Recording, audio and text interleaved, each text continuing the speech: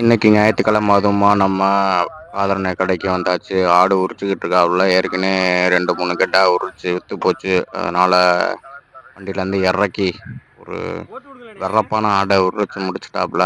நல்லா செவ்வெல்லாம் அடிச்சிட்டு இருக்காப்புல. மற்ற கடை மாதிரி செவ்வெல்லாம் வச்சுக்க மாட்டாப்புல. உரிக்கும் போதே எடுத்துருவாப்புல.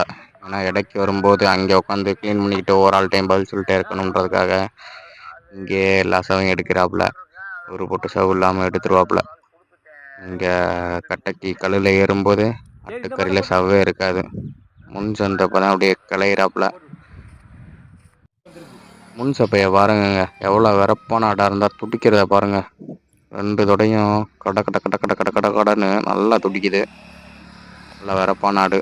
வாங்க வந்து ஒரு 1/2 கிலோ வாங்கிட்டு போங்க. அப்படியே அத்தாவை பார்த்தோம்னா உரிச்சு முடிச்சதுக்கப்புறம் ஒரு குடலில் ஒரு கஸ்டமருக்காக வெட்டிக்கிட்டு இருக்காரு. நம்ம இன்னைக்கு ஒன்றும் வாங்கலை, சண்டே.